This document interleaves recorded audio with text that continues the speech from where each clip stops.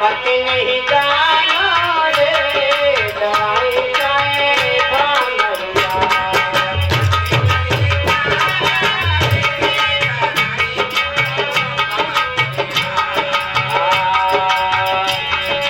माता पिता ने शादी की धर्म नीति को था।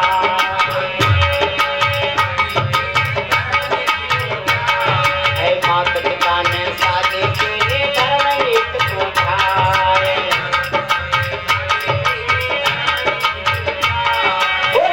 धर्म का छोड़ जमानी घर पे जो होया से प्यार जवानी मतलब भूल यादेगा पति नहीं जाना रे दवाई जाए भानरिया।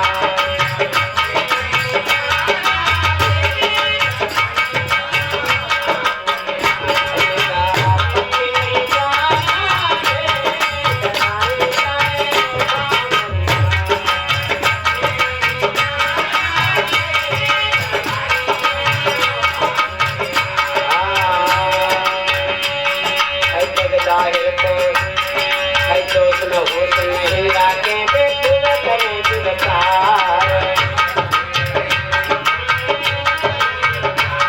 है दोस्त न होश नहीं राखे बेटुल करे जुगतार। है निजपत कैलन पुनर्वती जीवन करती भारत समय जीवनिया।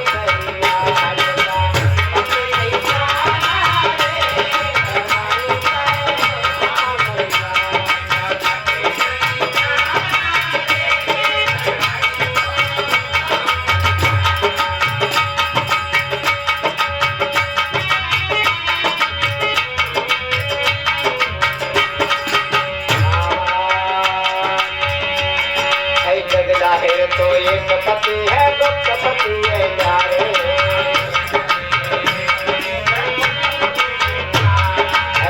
जाहिर तो एक पति है गुप्त पति है प्यारे।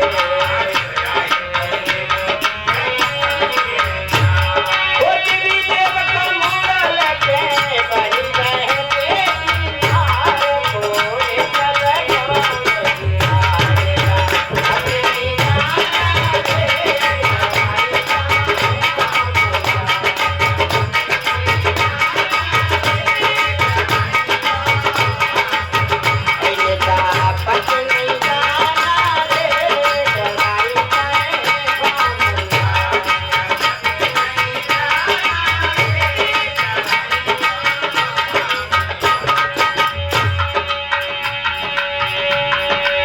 संसार में आज के वर्तमान काल में शराब जुआ खेलना वैश्य कर्म करना आज कितना बढ़ चढ़ करके हर प्राणियों की जीवन का अंत और पतन हो रहा है। चाहे युवक हो या युवती हो, चाहे नर हो या नारियां हो, कितना जीवन का दैनिक व्यथा है।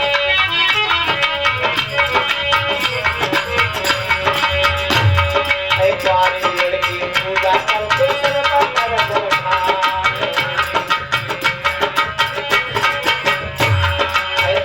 लड़की पूजा करते सिर पर दर्द उठाए। संपत्ति का लगन कर दो,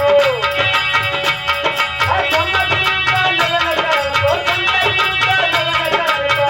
समझे पाप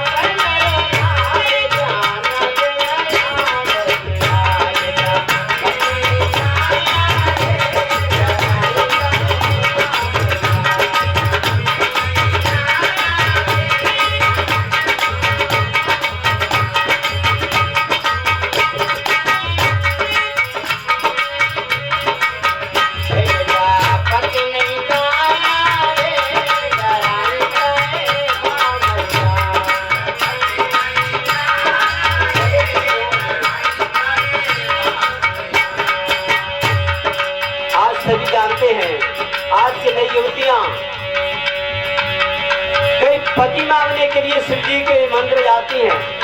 शिव जी पे कोई ऐसी फैक्ट्री नहीं है जो पति दे सके। और शिव जी तो नशा व्यसन करता है, वहां पर तुम्हें शराब और दारू वाला पति मिल जाएगा।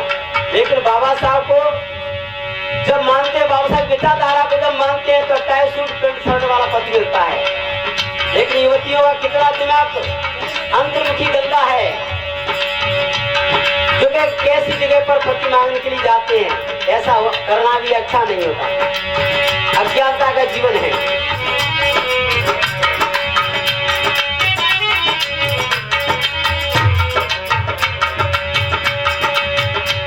आज वर्तमान में माता बहनें भी नशा व्यसन बहुत करती हैं, पुड़िया भी खाती हैं और बीड़िया भी पीती हैं और शराब भी पीती हैं। हाँ, बीड़ी तंबाकू खामे गुटखाया तो बीड़ी सुधार, बीड़ी तंबाकू खामे गुटखाया तो बीड़ी सुधार।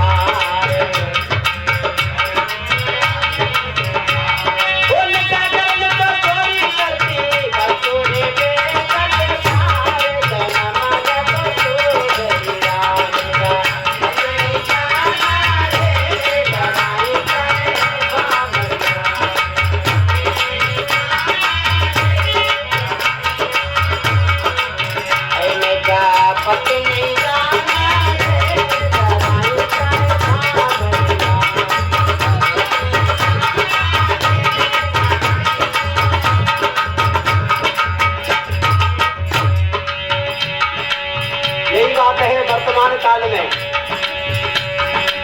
नारियां भी पुड़िया बहुत खाती हैं, कभी कभी शराब भी पीती हैं। ऐसा नशा व्यसनों का जीवन बहुत ही दुखदायी परतंत्र का जीवन है, स्वतंत्रता का नहीं है।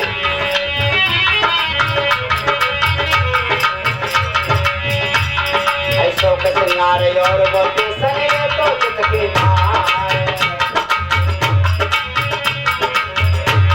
ऐसो के सिंगारे और बोलते सने तो किसके मार। कई माता बहनें शरीर पर अनेक तरह के गहने वस्त्र पहनती हैं। किसी बस्तानों में जब गहना कानों से चुराया जाता है या कहीं गिर भी जाता तो रुदन करती हैं। ऐसा गहना न पहनो जो कभी कभी रोना पड़े, ऐसे गहने पहनो कभी न रोना पड़े। इसी तरह से सदाचार सदगुणों की गहने पहनो, दुराचार दुर्गुणों की नहीं। नकली शरीर पर कितने रूपांतर बदल करके अपने आप को रीझ करके गहनों से सजा करके हड्डियों के ढांचे और मैल पर कितना सजा के रखते हैं। पहले कि शरीर तो चमड़ी से लिपड़ा हुआ एक मैल है, इसमें कोई अच्छा भी नहीं है, ये मलमूत्र से भरा पड़ा है, इसमें सुंदरता भी नहीं है।